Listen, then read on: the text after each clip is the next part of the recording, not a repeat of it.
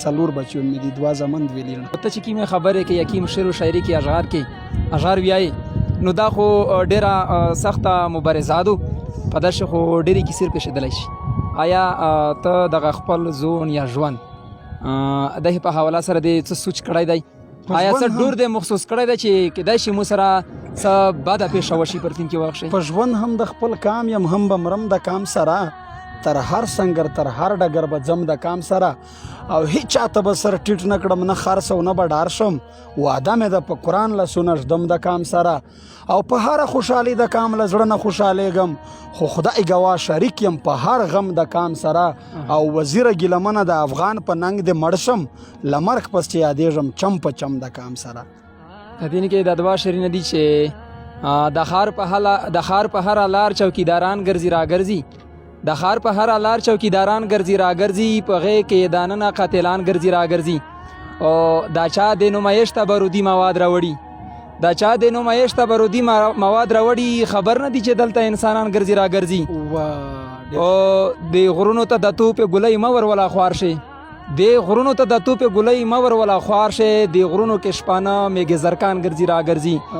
او امینه لیوانۍ له دې ښاره پښې وباسه، امینه لیوانۍ له دې ښاره پښې وباسه، د ښار کې قاتلان لکه لیوان ګرځي راګرځي. او د شوال د زڼغوزو په حال خبر یې، د شوال د زڼغوزو په حال خبر یې، لکه پیغله ناوې پټه خوله خرڅېږي، لکه پیغله ناوې. د شعر یو ځل بیا وایه. د شوال د زڼغوزو په حال خبر یې، د شوال د زڼغوزو په حال خبر یې، لکه پیغله ناوې پټه خوله خرڅېږي.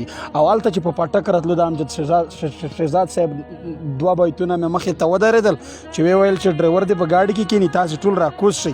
بیا هغه بیتونه مې مخ ته ودرېدل چې پښتونه ترانې د جلندر رانه اوده کړې، د شین بیرغ د ستا په وطن څکانې ونه کړې. او زمونږ د کلي لاره کې یو تور سړی ولاړ دی، تپوس کوي له مانه چې ته څوک یې دلته څه کړې. مننه. په زړه د ارمون څه دی؟ هرمون مې د پښتانه یو ولای دی، او د خپل وطن خپلواکي ده چې چیرې خو میږغه په دغه وطن شي په ارتې تڼۍ وګرځي. دا پښتنه د چا نه ونه کړي چې میږ دوله لوټ شي کوي. ده او پښتین ولس او د پیغام څه دي؟ پښتین ولس ته مې دا پیغام دی چې یو بل برداشت کوي، یو بل سره وزغمئ.